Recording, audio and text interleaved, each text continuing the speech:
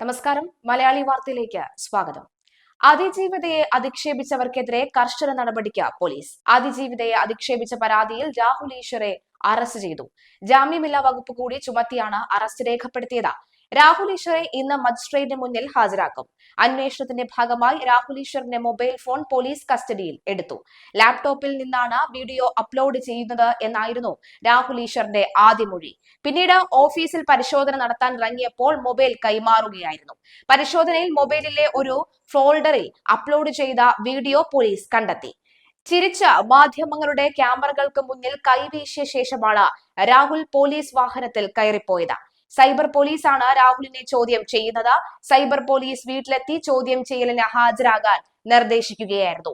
കഴിഞ്ഞ ദിവസം ചാനൽ ചർച്ചയ്ക്കിടെ തന്നെ വേണേൽ പോലീസ് അറസ്റ്റ് ചെയ്തോട്ടെ എന്നും താൻ പറയാനുള്ളതെല്ലാം പറയുമെന്നും രാഹുൽ പറഞ്ഞിരുന്നു. ഇതിനു പിന്നാലെ യുവതിയുടെ വിവരങ്ങൾ പങ്കുവെക്കുന്ന തരത്തിൽ രാഹുൽ സംസാരിച്ചതാണ് വിനയായത്. രാഹുലിനോട് ഫോണും ലാപ്ടോപ്പും ഹാജരാക്കാൻ നിർദ്ദേശിച്ചു. AR ക്യാമ്പിലെ വളപ്പിൽ സ്ഥിതി ചെയ്യുന്ന സൈബർ പോലീസ് സ്റ്റേഷനിലാണ് ചോദ്യം ചെയ്യൽ. സമൂഹ മാധ്യമങ്ങളിലൂടെ തന്നെ അപമാനിക്കുന്നതായി യുവതി പരാതി നൽകിയിരുന്നു.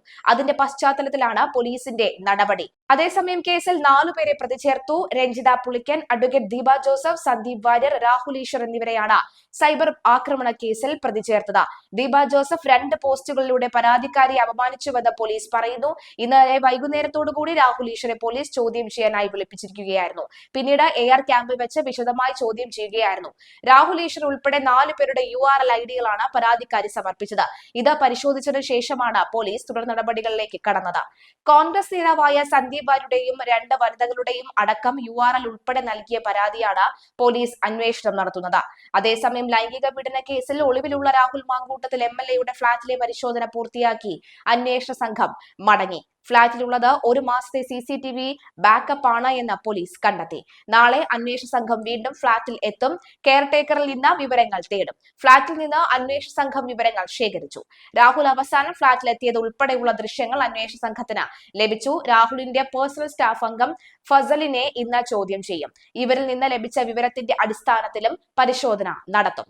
ഫോണുകൾ കണ്ടെത്താൻ അന്വേഷണ സംഘത്തിനായില്ല. രാഹുൽ മുങ്ങിയ വഴി കണ്ടെത്താൻ പാലക്കാട് പോലീസ് പരിശോധന നടത്തി വരികയാണ്. നഗരത്തിലെ 9 ഇടങ്ങളിലെ CCTV-കൾ പോലീസ് പരിശോധിച്ചു. വ്യാഴാഴ്ച വൈകിട്ട് കണ്ണാടിയിൽ നിന്നും മുങ്ങിയതു മുതലുള്ള ദൃശ്യങ്ങളാണ് പരിശോധിക്കുന്നത്. SIT-യുടെ ആവശ്യപ്രകാരം സ്പെഷ്യൽ ബ്രാഞ്ചാണ് പരിശോധന നടത്തുന്നത്. ഇന്നലെ രാവിലെ ഫ്ളാറ്റിൽ പ്രാഥമിക പരിശോധന പൂർത്തിയാക്കി. ക്രൈംബ്രാഞ്ച് ആസ്ഥാനത്തെത്തിയ അന്വേഷണ സംഘം ജില്ലയിലെ പോലീസ് ഉദ്യോഗസ്ഥരുമായി കൂടിക്കാഴ്ച നടത്തിയിരുന്നു.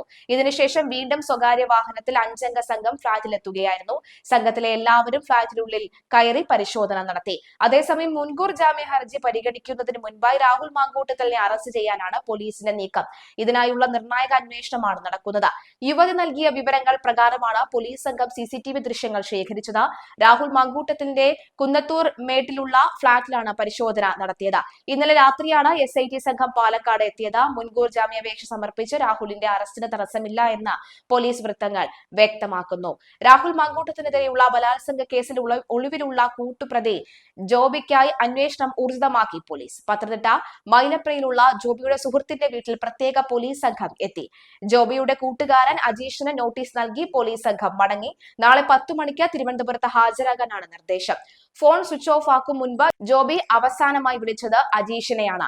രാഹുലിന്റെയും ജോബിയുടെയും മറ്റ് സുഹൃത്തുക്കളുടെയും വീടുകളിലും പ്രത്യേക പോലീസ് സംഘം എത്തിയിരുന്നു.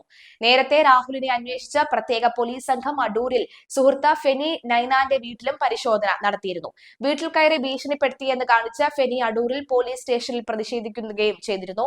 അതേസമയം കേസുമായി ബന്ധപ്പെട്ട രാഹുലിന്റെ ഡ്രൈവറിൽ നിന്ന് മൊഴിയെടുത്തു. രാഹുലിന്റെ പാലക്കാട്ടെ ഫ്ളാറ്റിൽ വെച്ചാണ് മൊഴിയെടുത്തത്. കേസുമായി ബന്ധമുള്ള വിവരശേഖരമാണ് നടത്തിയത് എന്നാണ് പോലീസ് സംഘം പറയുന്നത്. അതിനിടെ അതിജീവിതയെ അധിക്ഷേപിച്ചെന്ന പരാതിയിൽ രാഹുൽ ഈശ്വറെ അറസ്റ്റ് ചെയ്യുകയും ചെയ്തിരുന്നു.